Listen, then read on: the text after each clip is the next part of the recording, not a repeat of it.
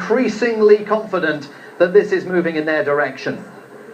Immigrant Iranian shop owner. That's right, Simon. It's such a change of mood over the course of the last hour and a half or so. There's a very big bar upstairs where a lot of the Republicans who aren't allowed into the ballroom, as aren't many of the international media like ourselves, they've been barred from the ballroom and therefore are reporting from just downstairs. That big bar upstairs, filled with Trump supporters, has been growing increasingly happy as the evening has gone on. We've had a number of big cheers from them as some of those key battleground states have fallen in Donald Trump's favour, the likes of Ohio, Florida and North Carolina. It seems that he has done incredibly well and surprised everyone in the process. Going into today, the opinion polls and all of the data that was out there favoured Hillary Clinton, and yet here he is cleaning up in a lot of states where he wasn't expected to do well. And some of those states that he's now trying to snatch off of Hillary Clinton, the likes of New Hampshire, Michigan, Wisconsin, if he can secure all of those, get those in his back pocket,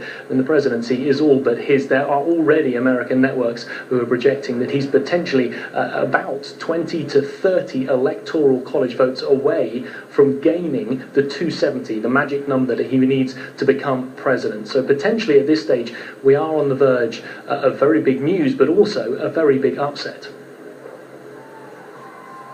And Nick, what do we think, how do we think this all plays out over the course of the next minutes or hours? I mean, presumably, at some point, once it's confirmed that the networks are indeed projecting an outcome of this race, Donald Trump arrives at that hotel and speaks to his supporters. I'm bound to say, when we saw him voting a few hours ago, he seemed a touch despondent to me. He did not look like a man who thought he was hours away from perhaps becoming America's president-elect.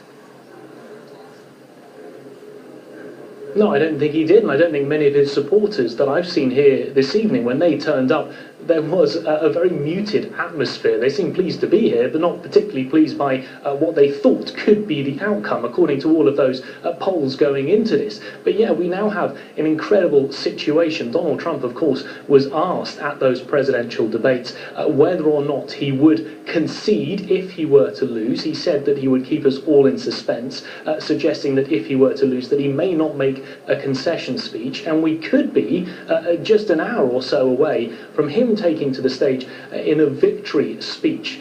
Before then, of course, we would have to have a phone call between Hillary Clinton and Donald Trump. She would need to make her concession speech. We're still a long way from there, but as you mentioned a little while ago, we're running out of time and we're running out of states. Hillary Clinton doesn't have many more that she can potentially pick up if she's going to get the presidency and wrestle it away from Donald Trump.